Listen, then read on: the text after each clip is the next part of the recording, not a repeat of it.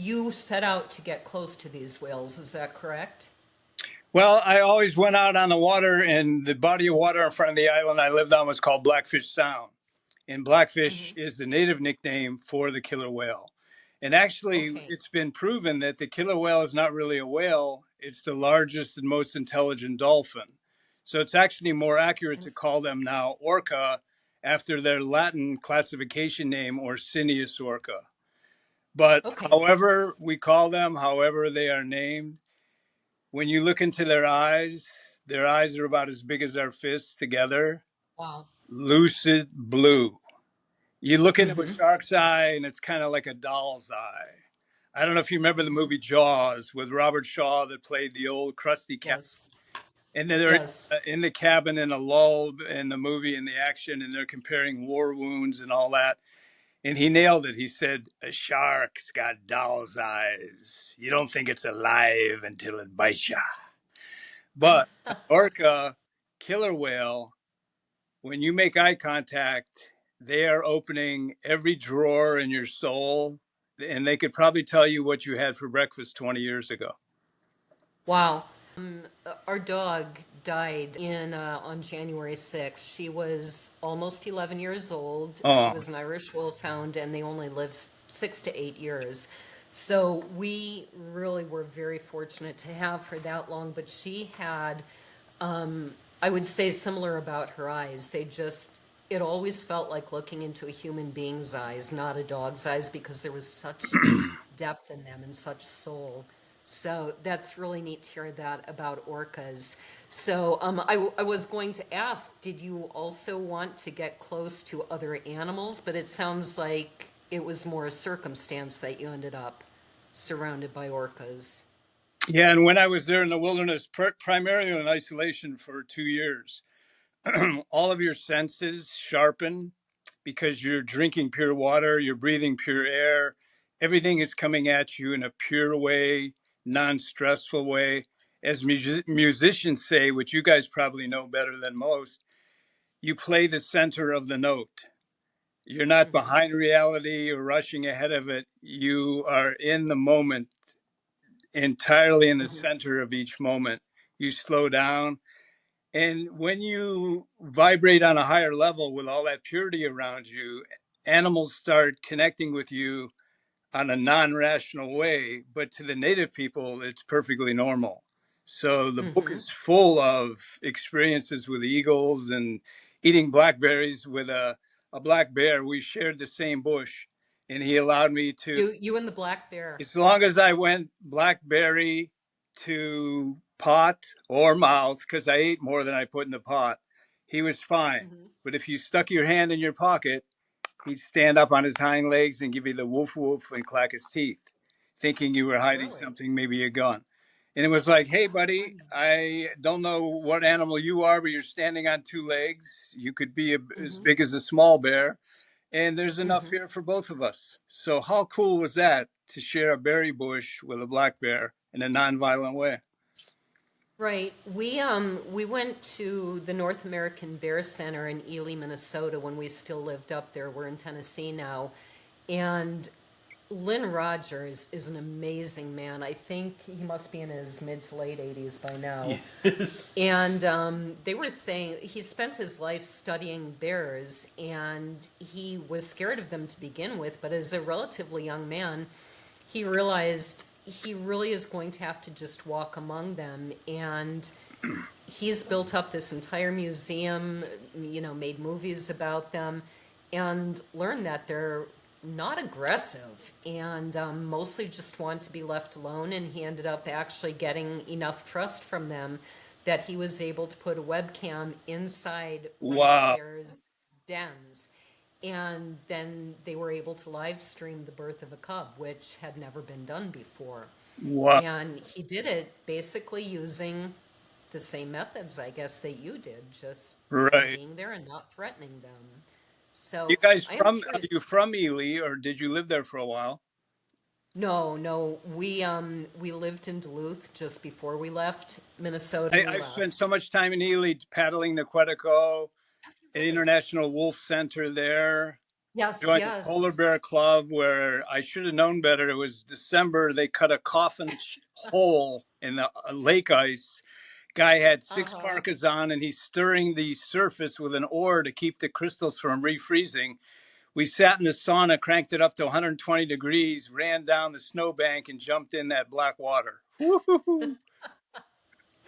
My son did that, and I don't know if he did it on a warm day or what. Well, one of my sons, but he ended up saying it wasn't that bad. It wasn't that cold, so maybe he did it on a warmer day. After the second or third time, it does trick your nerves going from heat to cold. And I we were bet. buck naked and we were making snow angels in the snow after the third pass. Maybe we had a killer whale to drink beforehand, I think.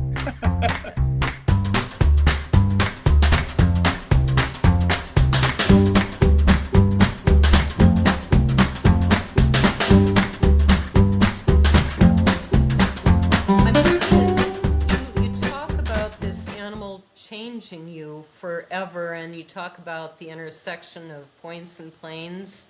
How did it change you, and what is this about intersections of points and planes? Well, you know, I feel so lucky to have had that experience living in solitude, being close to nature and native people with all their wisdom.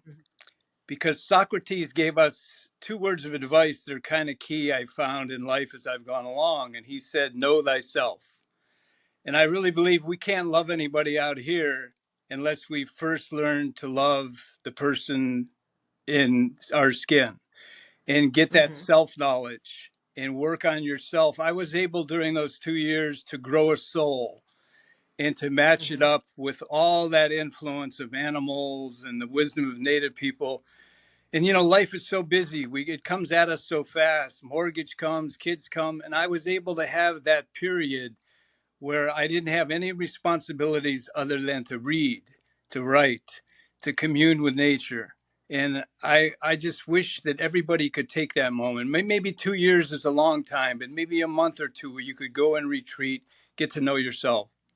I very much believe in that because I grew up as a Boy Scout, and we frequently had many opportunities to be, year-round camper for 7 years in a row and things. And you learn a tremendous amount about yourself when it's 10 below 0, and you got to get up.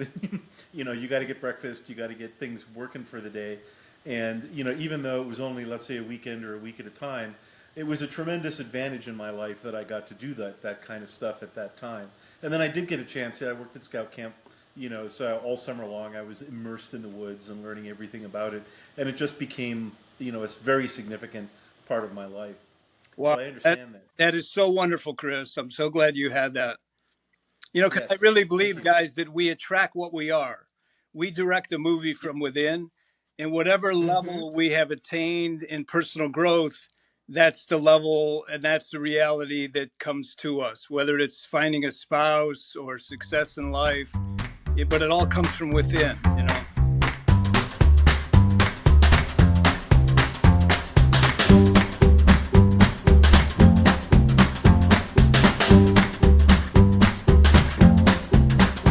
Well, this may sound like it came from Captain Obvious, but given the Cosmopolitan Magazine and all of the relationship to that, I had to, of course, make a true cosmopolitan. Many people, of course, in a bar will think that a Cosmo is just like vodka cranberry or something like that, but the original Cosmopolitan recipe has a bit more to it. So I'm going to have a bit more fun with this one. I'm going to start out with some ice in a shaker.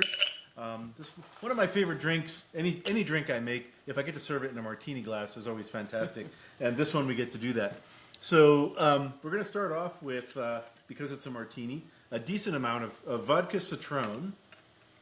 We're just going to get a little bit of a, citrusy feel to it.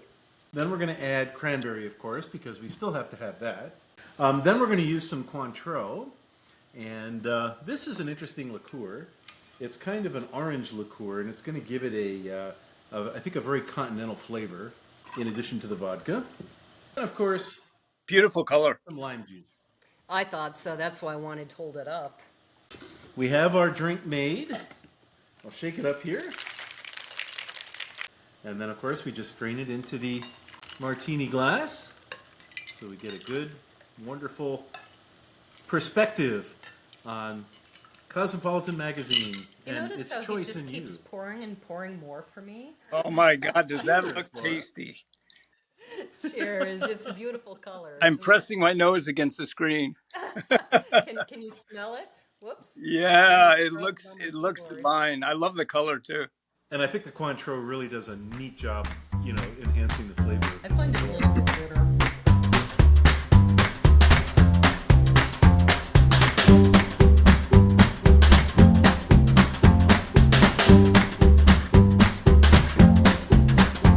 Just to preface real quick, when I lived on the island for 2 years, I didn't have a date during that entire time. And loneliness to me comes when you experience something beautiful, and Alaska is full of that. Northern lights, whales jumping, phosphorescent in the ocean, and there's nobody next to you to wrap your arms around and both of you jump up and down in a shared moment. Mhm. So all of that beauty contained in one person, I was howling at the moon with loneliness.